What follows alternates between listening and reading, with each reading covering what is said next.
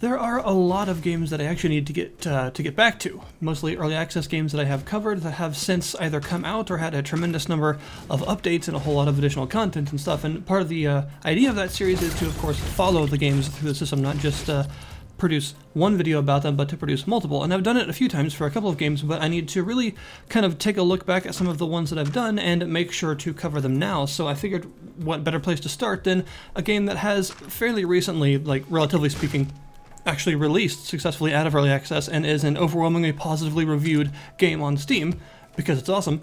And that game is one of the earlier games that I actually covered on that series, and it is called Streets of Rogue.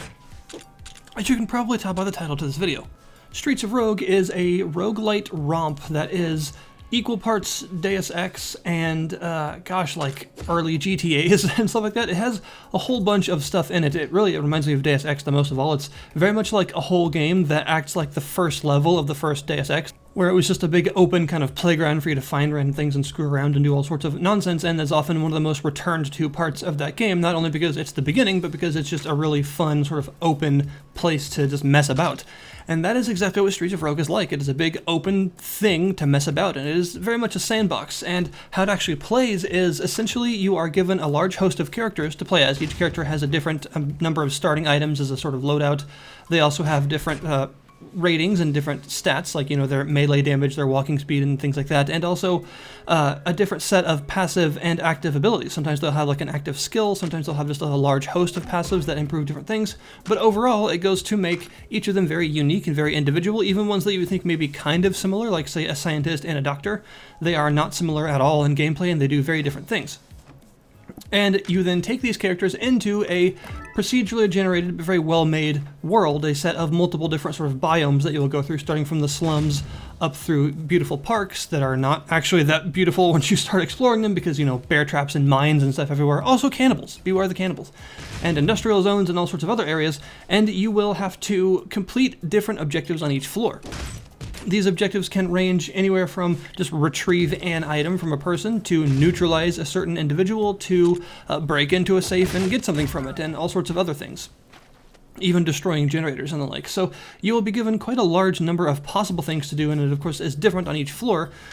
And also, one thing that has been added since I last played it, one of the more interesting things in terms of making each character different, there's what's called a big quest, very descriptively, for each character, and a character's big quest is exactly that. It is a sort of character-unique, overarching objective that they're meant to complete on every floor, in addition to the actual story objectives that they have to do in order to move on.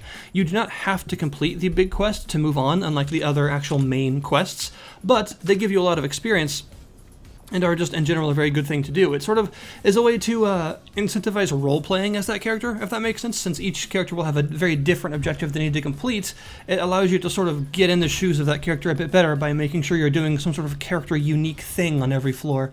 It ranges from, for instance, the soldier, which likes to blow up generators, so even if you do not have an objective to destroy generators, just find all of them on every floor and blow them up. That's just part of what he does. And other things involve like researching. As the scientist, you'll have a sort of science gun that is like a research sort of scanning beam that you will have to find and research different things on every floor, to stuff like the zombie. And the zombie is quite fun because one of the main gameplay elements that you would probably expect for a zombie is to make everyone else a zombie too. And if you kill enemies or if you hurt enemies and they die from some other reason, as long as they've had some sort of contact with you, they will turn into zombies as well. And part of the big quest for that character is, naturally, to basically come across a zombie apocalypse, to usher one in, and to make every floor mostly zombies before you move on. So these objectives and character differences and everything all combine to make a system in which every floor is sort of its own puzzle that you figure out in your own way, depending on what character you're playing, what items you have, and what sort of skills you have. And also passives, because every time you level up, you'll be able to get new traits. And also there are chicken nuggets, I should mention. The game has a pretty great sense of humor, actually, and references all sorts of things, including Deus Ex in the very beginning, actually, with the bathroom scene, just like the first Deus Ex opening level.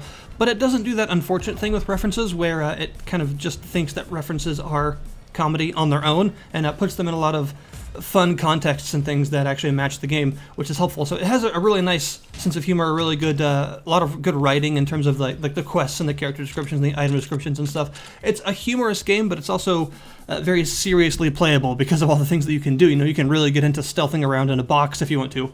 Not gonna give you any money for guessing what that's a reference to. But yeah, chicken nuggets, they are the meta currency, so you earn them from leveling up in runs and from completing objectives and like, so you can go back to the home base and actually spend them on upgrades and unlocks. So you can unlock new traits that will, basically every time you level up, you'll get access to a list of 3 traits that you can choose one from, and you can unlock more to populate this list with some nugs, and you can also use the tendies in order to unlock new items that can appear in the levels, in chests and stuff like that, and also as rewards for completing the objectives, because the objectives give you items or money as a reward for completing them before you move on. So doing that allows you to sort of customize an actual set of items and traits that can appear in the levels. And unlike a lot of roguelites, one thing that this game does in particular that I find pretty interesting is it actually allows you to do exactly that. It allows you to actually create a set of traits and unlocks, rather than having everything you unlock add to the overall pool equally. It actually allows you to select certain things that you've unlocked, kind of like building a deck of cards almost, only they're not cards,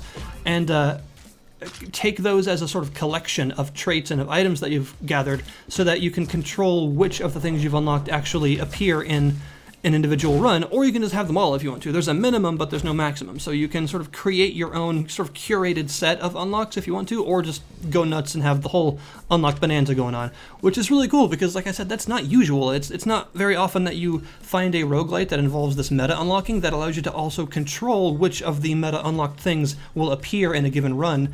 You can't usually just toggle them on or off individually. It's usually a case of you unlock it and now you have it forever. So I think it's cool that it allows that amount of customization if you want to.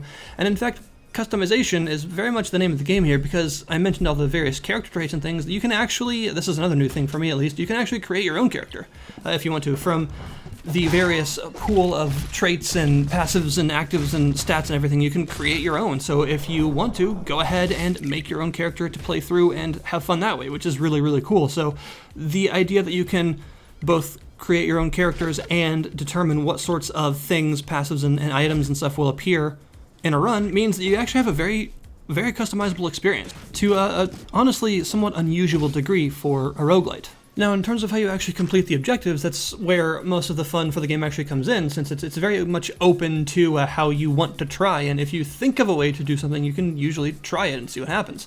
So if you're tasked to neutralize someone, you could chloroform them to knock them out, you could arrest them as a police officer, you could just walk in there and shoot them if you want to, you could even get them sort of wanted by others, drag them into an area. For instance, if they're a gang member of one faction, you can try and drag them into an area where another faction is and just get them killed that way. Or you can be a shapeshifter and actually shapeshift into a certain faction and then cause some problems, and then, you know, shapeshift out of that form hidden somewhere else and cause a sort of faction war that will involve the target you need to attack and them getting sort of killed in the crossfire. So there are a lot of ways that you can do just that one type of objective, and it is very much the same for all of the others. The most direct ones tend to be destroy generators. Those are ones that you don't have quite as many options for, but still there are a lot of ways to do it. You could, you know, sneak in very carefully, very stealthily, and wrench, use like a wrench to activate the generator and blow it up after a small delay. You could plant some explosives. You could just be the soldier and walk to the outside wall where the generator is and toss a grenade and blow up the wall and the generator at once. So there's still several different ways to actually approach that one, even if it's one of the more direct ones, and it just kind of goes more and more crazy from there, because of course you combine all these possibilities with the skill set and items that you have as a character, and also the possibilities of having disasters and stuff. Generally speaking, the third area in each individual zone will have a disaster when you actually get there. These range from zombie apocalypses to bombs falling from the sky, to a weird, like, poisonous goo spreading from the start of the level all the way to the end if you let it keep going. That kind of puts a bit of a time limit on the level, and they're randomly determined each time, although there are mutators. Like I said, customization, very much a big deal, so there are mutators in the game that allow you to change things like which disasters are actually available in the possible set of ones that could be generated. And these mutators can also change all sorts of other things, like giving you infinite ammo if you want to, or making everyone super aggressive towards each other. There's a lot of different ways to actually play, which, like I said, since that's the name of the game, it's very awesome that they continue to actually have all of these new ways to actually play and encourage people to experiment. which I absolutely love that in games like this. That sort of level of, I wonder if this will work kind of experimentation is a really big deal to me, and again, that's the sort of thing that games like Deus Ex tend to encourage with their overall like gameplay structure. So to see another game that actually pulls that off is really impressive, because that's not easy. That's not an easy way to design something with this amount of openness while also not being like horrifically buggy or just kind of like false openness that's actually fairly linearly designed. It just looks like you have a lot of choices. No, you really do have a lot of choices. Some of them might not be great choices, but you can still do them if you want to, just to see what happens. To top all of this off, as if that wasn't enough of a really nice package to actually play around with, that sounds weird, they're also, at the time of actually recording this video, working on a level editor and workshop support for the game. It's currently in beta right now. It's not like fully available unless you want to opt into the actual branch to test it all out, so it's, I guess experimental might sound a little bit early, but it's in beta. It's not finished yet. But it is something that is going to be added, so you'll be able to even add new levels and things yourself, presumably eventually, or just edit what's here, and that will add even more player choice to the game and allow even more functionality to be enjoyed and made by players, which is really, really cool.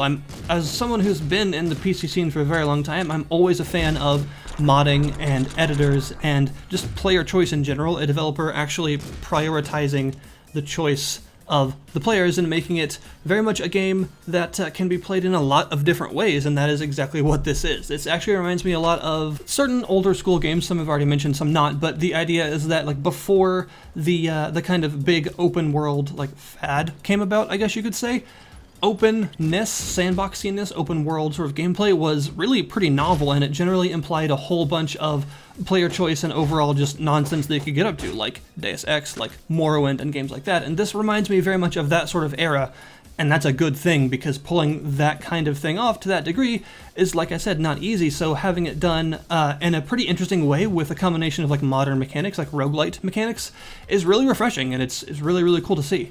Also, I should point out, this game has multiplayer. It has both online co-op and split screen, like same machine co-op. I think it might even have cross-platform play. I'm not sure how that works, but I think it's there.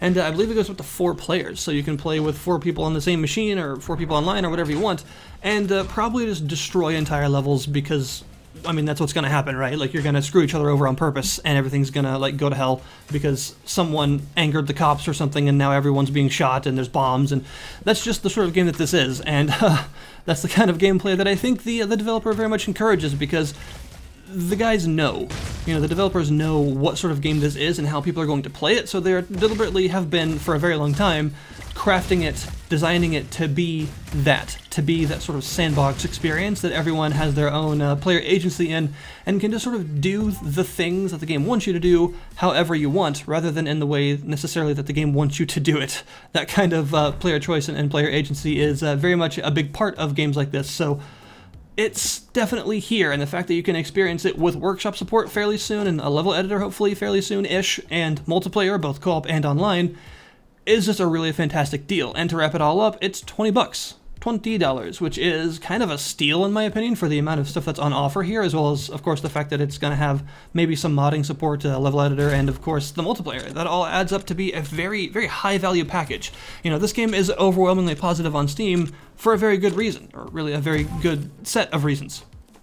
And it is absolutely worth checking out if you enjoy sandbox games, if you enjoy roguelite games, if you enjoy Deus Ex and you want something kind of in the same sort of spirit. It is a game for a lot of people because of the amount of choice that you actually have, and is a game that you can enjoy a lot of replayability in due to all the unlocks, the new characters, the different ways to play.